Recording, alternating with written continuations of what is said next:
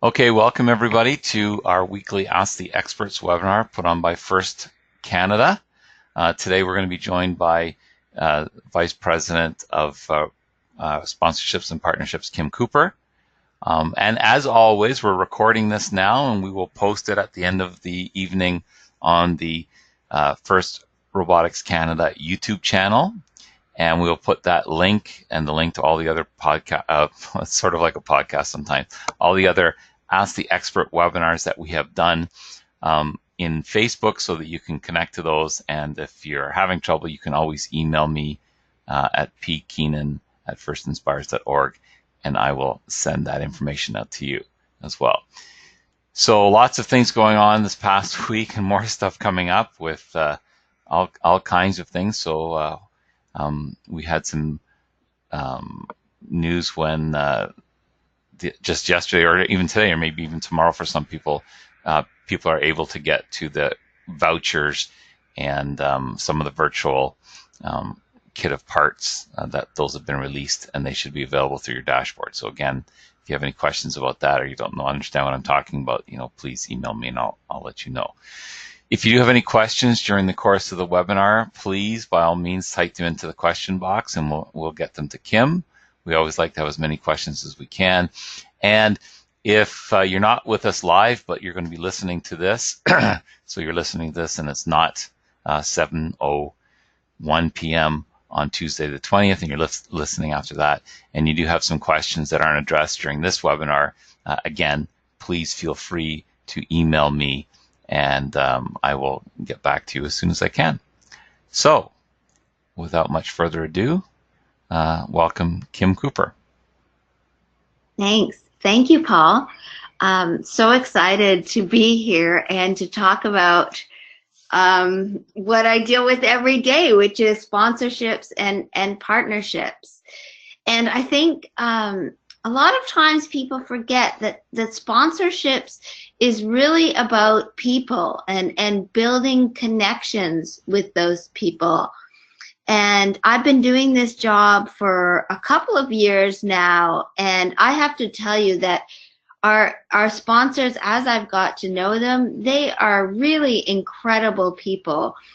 And so, sometimes I think when teams think about building sponsors, going out looking for sponsors, that part is sort of forgotten, that when you're starting to build those relationships, it's really about getting to know those people. And some of you, of course, are lucky enough to have some people from companies either mentor your team, or perhaps it's a father or mother who works at the company that will sponsor your team. But sometimes, a sponsor hasn't been involved at all and is brand new to First Robotics Canada and is really relying on you to give them all the information that they need about the program.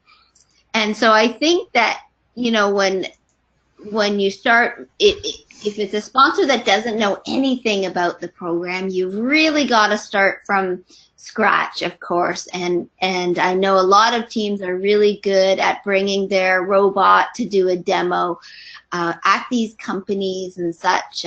But then there's always, playing videos like "This isn't a robot" to introduce the program to them. So what I wanted to do today is talk a little bit about what I find works really well for team sponsorships, and how I see some teams that they could do so much better with sponsorship renewal by doing a few things. The first one I wanted to talk about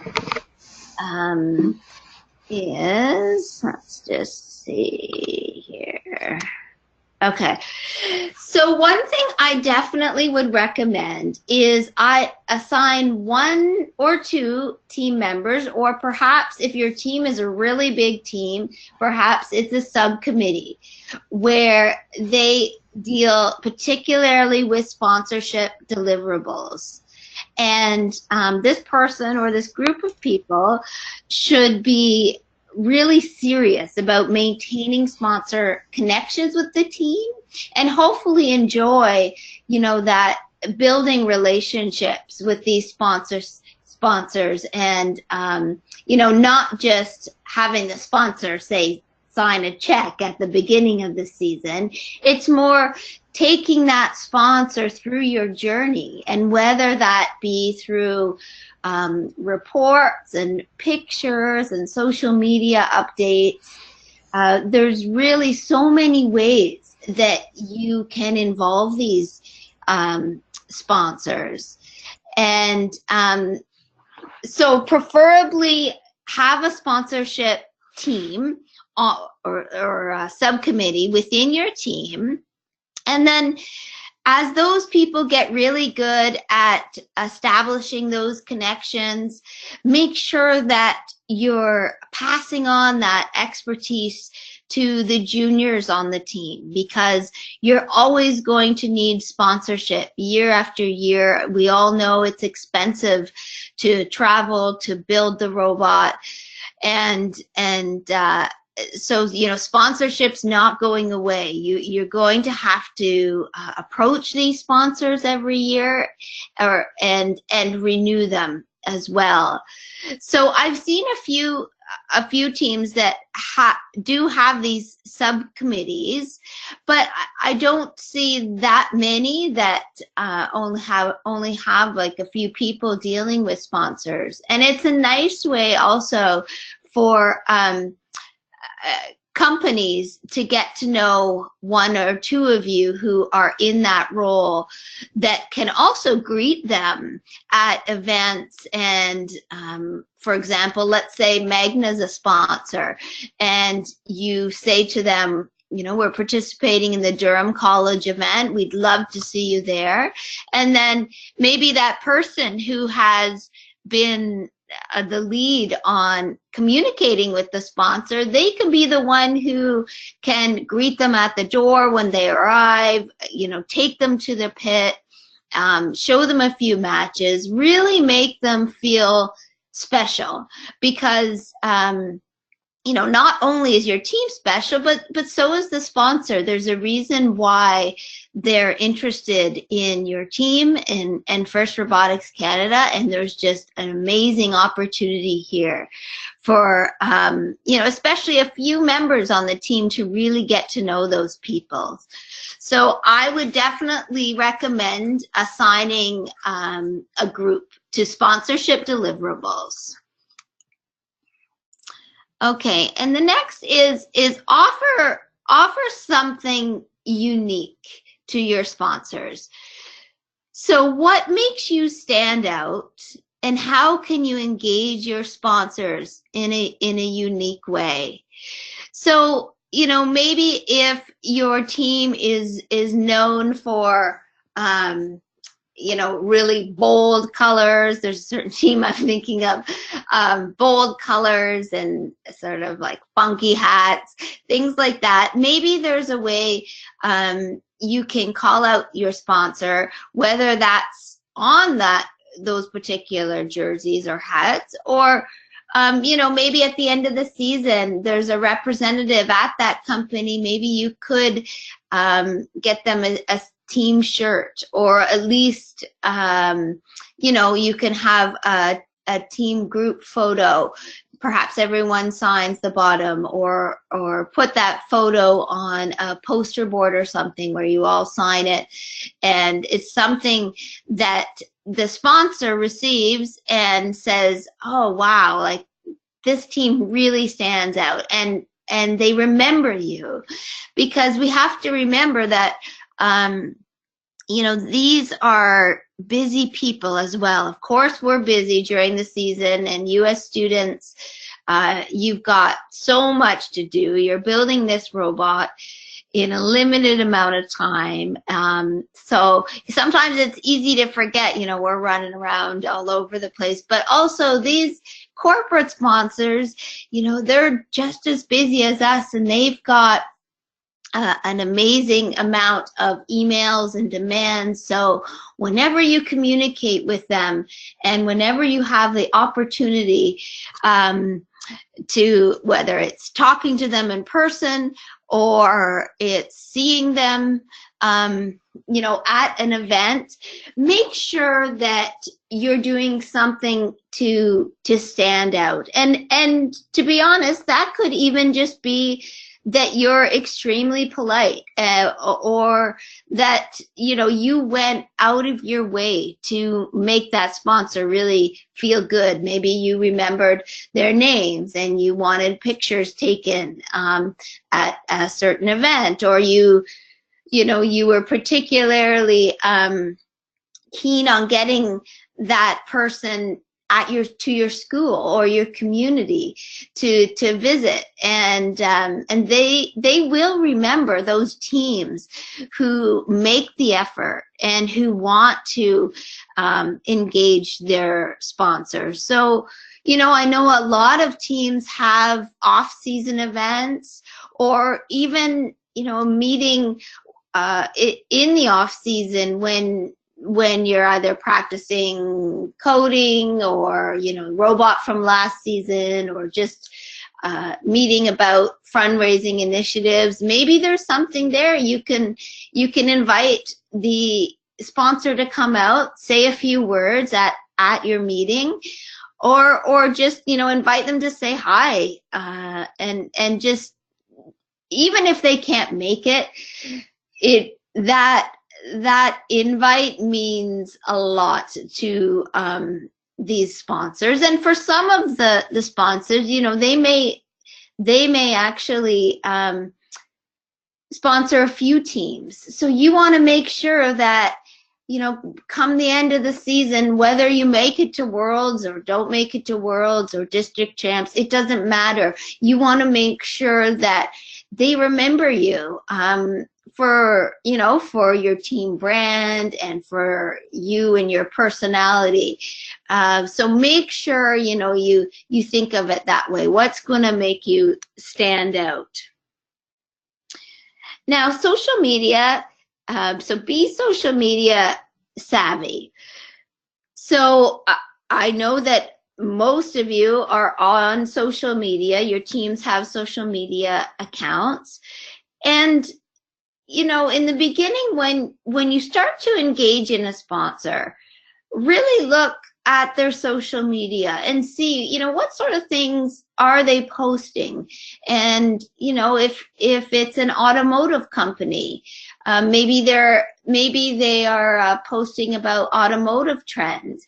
Try to engage sometimes in conversation there. And if you know that there's a particular someone, a VP, or someone from that company who has their own Twitter account as well, you can always say a thank you to that person and include their handle and their company's handle, and just say thank you and include a picture. Or maybe it's not a thank you, maybe it's just, hey, check out where we're at so far this season, or it's a countdown to January when it's going to be extreme robot building time. A lot of our partners, they want to see what you're doing, and even better if you can engage them somehow on social media. So I would recommend that those few people that you have who are your kind of on the sponsorship subcommittee team, have them research each of your sponsors that you have on your robot, on your team shirts. All of your sponsors this year, research their social media. Go to Twitter, go to Instagram. Most of them are on one of those. A lot of them have a Facebook page. And of course, LinkedIn. I know not as many of you are on LinkedIn, but I know that is definitely a good way for me to engage our sponsors, is on LinkedIn, because their companies are on there, their employees are on there. So do that research before the season really starts. In the build season starts in January, because then you can even pre-schedule some posts where that you're gonna tag, let's say you're gonna tag Magna, and you're gonna talk about the build season. All you have to do is when you start building, take some pictures and have those posts ready for them. So make sure you do include some messaging, so that your partners can, your sponsors can retweet you, and like your posts on Facebook. I know Union Gas, for example, they sponsor quite a few teams, and Union Gas and Marilyn Lister Santevi, she's very engaged on Twitter, and she's definitely loves to see those updates. So the more she can see those updates, the more excited not only she gets, but she can share the message with other Union Gas employees. And there's so many other sponsors like that as well. For example, Heather Beach from Magna, she's constantly on the Magna social media accounts, and she is excited about teams. So these, they are watching what you're doing, and so remember that you can get them even more excited by your updates, your pictures. So this is really, once September starts and your team has formed and you have the sponsorship subcommittee, really the sky is the limit as far as how much you can engage these sponsors and how excited you can get them, because they're already excited. It's just, engaging them on different levels, especially when we know how busy they are. So it's kind of finding ways that you can engage them, yet being aware that, they probably can't make it to every single one of your events that you're at, but there are ways to still get them super excited and enthusiastic about the program. So the next point, is be consistent and deliver on your promises. So when you sign on a sponsor for your team, make sure you communicate with them what your deliverables are. So for example, if you promise to them that you'll put the logo on their logo on your robot and on your banner, make sure during the season you take pictures of that banner with their logo on it, and take pictures of the robot that clearly shows those logos. And I know sometimes we forget, we think this isn't very important, but actually it is, because sponsors are really proud to see their company associated with your robots. I mean, they, like us, think it's an amazing thing for you to have built this 120-pound robot in this amount of time. So for them to see that their logo related to your robot or on your team shirts, it means a lot to them, and it gives them a lot of pride. For example, Microsoft gets really excited when they see that they've sponsored certain teams, and that they can see those teams when they go to their events, as well as when you do have a sponsor, you should be going in on your and updating your dashboard to make sure that it reflects your current sponsors, so that at competitions, when they read out your team, they'll also read out the sponsors there. And Paul Keenan has a great video that he can tell you about after, that shows you how to update your team name and sponsors. I know sponsors are also really are keen on some sort of report, and it doesn't have to be a real formal report. It could be more of a storytelling document that you put together just with pictures. And this could be done, you know, every month, every other month, whatever you decide. Communicate it with the sponsor in advance. Say, we're going to send you a report at the end of season, or we'll send you something every month. I mean, preferably the more frequent the better, because then they can get to know you more and more, and then they'll also know, oh yeah, here's my monthly update from, you know, whatever team. So be consistent and deliver on what you promise. It goes a long way. And so the last point is to be valuable. So what is your value? And find ways to add value that's in line with your brand, and connect with those who need it, and share your story in creative ways. So there's been some great videos just this past year, and years prior to that as well, how teams have got involved with companies like for example Centerline and Defasco. Lots of great videos, and anything like that, especially visually.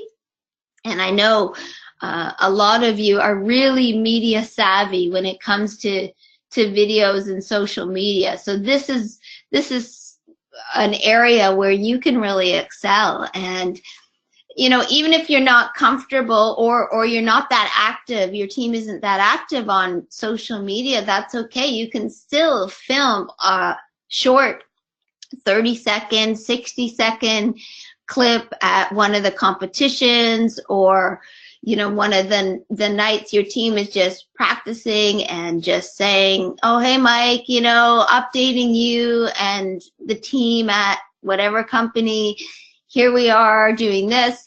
And you just send that video by email, by Dropbox, whatever it is. You don't have to share it on social media if you're not comfortable with that.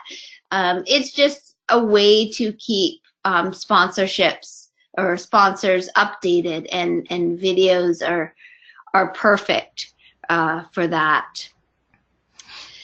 So takeaways: always remember that getting companies involved really means building relationships, and relationships, you know, they develop over time, and they do take time to grow.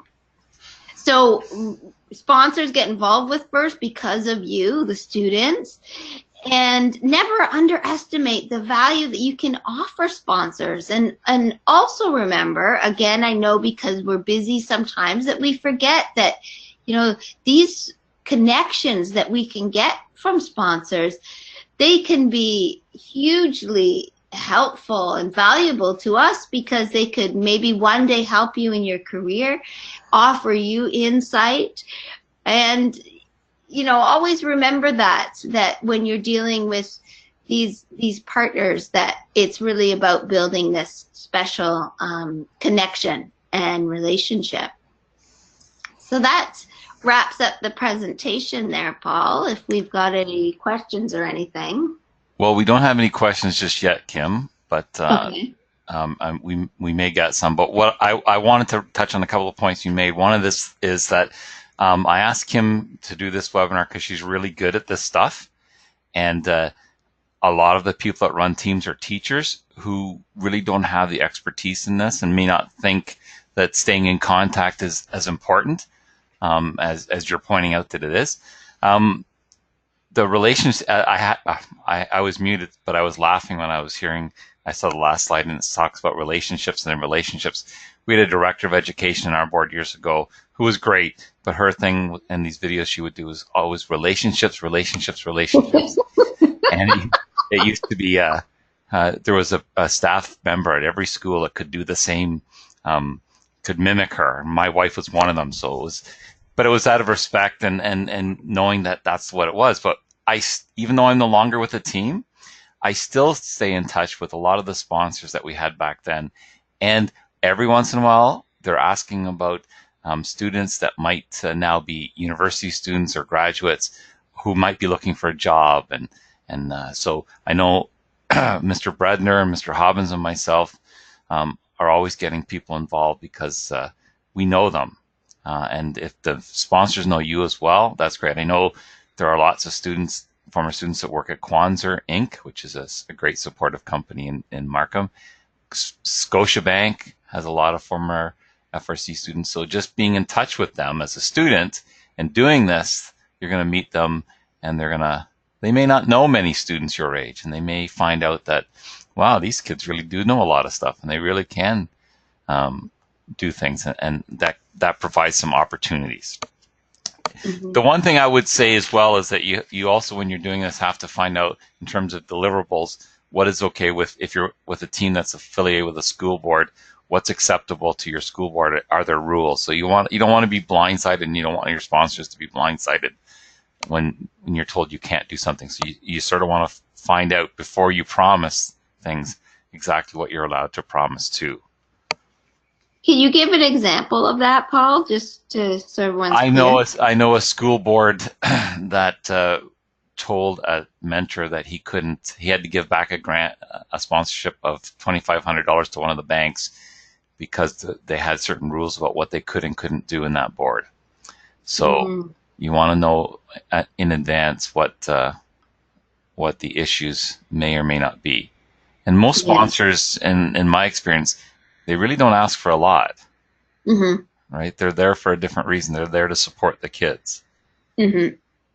Yeah. So that's a big one. And the other one, I guess, Kim, was something that came out the other day about IBM as one of the big sponsors. And they're not unique in that they will, if you have a IBM retiree or current employee, they will also support the team if they're a volunteer on your team. And there are more companies than just IBM that do that. So that's maybe, you won't know until you talk to the students on your team and ask about, do they have, maybe it's a parent, maybe it's an uncle or an aunt that might be able to support that as well. They may know some of those things. So we do have a question from Alan. He wants to know, Kim, how do we start the conversation about asking for money? We have a couple of companies that we have been talking to, but not sure how to ask for money. There you go. That's the question. I love that question, Alan. That is great. Well, whenever I talk to a sponsor about First Canada programs in general, it's never about the money in the beginning. Usually I want to get that sponsor involved in first because I see that it's a good fit. Maybe I see that, something they're doing within that company, whether it's robotics or whether it's something, about teamwork and collaboration or inclusion initiatives. It's never because I'm approaching that sponsor just because of the money. It's because I want to hear what they have to say and how they feel about a partnership. So I would recommend for teams to always go in with that mindset that it's just introducing your team. And for example, I'm working with the team in Sutton to help develop their PowerPoint presentation because they're in a bit of a remote community, and so they don't have a lot of companies and opportunities that we may see here in the GTA. So getting your visual presentation in order and making sure that you're hitting on all the key points, and then going into the sponsor and presenting your project, and if you have a robot demo or anything like that, really just going in with the introduction to start, and then segueing into why you would love to have that company on board to support your team. And it's never just financial support is where it stops. You would love to have that company be involved with your team because you'd like their insight. You know, in the planning stages, September on, you know, from September to December, you can have you could ask that sponsor to come in and talk about developing a business plan or marketing or, you know, robotics innovation. So I think when you can tie in the sponsors in other ways besides, you know, them giving you a team grant, that's where those strong collaborations will really start, because it's really a win-win for everybody. You're learning from that sponsor, they're learning from the team, and you know, it's very rewarding for them to interact and engage with you in that way. So I would recommend that. I would start with just an intro, and then really thinking about, before you present to these corporate sponsors, of why you want them involved, and you know, having that presentation ready to include all of that info. So Alan has given a further comment about that, Kim. He says the companies that they have talked to have come out to see them at the championships and have started to take students for co-op placement. So I guess the next step would be somehow to figure out a way to see if they can afford to support them as well monetarily, I suppose. Yes, definitely. And then also, if you could take it a step further, right, by getting some testimonials from those students, whether that's a video testimonial, or you put it together in some sort of report so it does look a little bit more formal, so that when it's time for you to ask for a donation or a sponsorship from that company, you've also, you know, shown them that you will deliver on this sort of stuff, and that's the kind of shareable material they can, you know, have with they can share with the company. So that's great. It sounds like you already have a start there with the co-op connection. So we have another question from Banal Preet. I think it touches on some of the things that you might have already spoken about in the slides, but they want to know, how do you organize your marketing team in order to achieve these goals and build relationships? Do you have any tips or specific ideas that we can use to ensure that we're able to stay involved as much as possible with sponsors over time? Some of those tips obviously were the social media and so forth, but would you also recommend that they do some research on the company? Like, what's their mission statement? What kind of things do they tend to support? Yeah.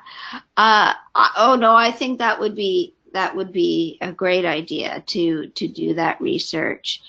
And then if you do have one or two contacts, usually it's one contact that you deal with at these sponsor companies.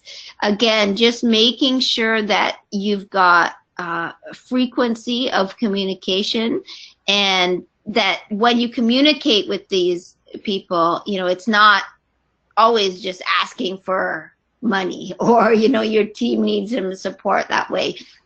There's so many other ways to try and engage them, like I had said, with communications and such. So again, just frequency, consistency, and then kindness, to be honest. You know, small acts of kindness can go a long way. Like I said, whether it's, you know, the way that they're treated at a competition in that sort of intense environment also shows a lot. That, you know, you take the time out to invite the sponsor there and show them around and that sort of thing. That's going to go a long way.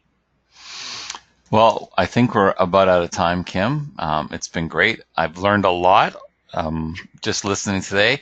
I especially like that one about with the social media, about pre-scheduling some posts, because I always find when I was at events that I was getting too busy, or the students were getting too busy, especially if you have a small team, to send out those posts in a timely manner. Yes. So having to pre-schedule them sounds like a really good idea. Yeah. But again, Yeah. thanks very much, Kim. I appreciate you coming on, and to all the people that are on. If you do have any questions, you please feel free to contact me, pkeenan@firstinspires.org. The recording of this will be up by some point tonight, so you can definitely listen again and share it, and I'll be sharing it out with many other people. Next week, we're going to have a team mentor from Team 1360 in Brampton, Orbit Robotics, talking to us a little bit about the electronics that goes into our robot and a schematic that he's worked on to make it a little bit clearer than the one that has been produced by FIRST over the years. So we're always looking in Canada to improve on the ways that things are done, and hopefully that'll be a great one to see. But as again, if you can't make it, as always, they're going to be recorded and then posted on the FIRST Canada YouTube channel, so you can see them there. But thanks again, Kim. I appreciate it. And Thanks. we'll see everybody at the kickoff, I guess. That's the next time we're all together in some places. So thanks once again. Thanks, Paul.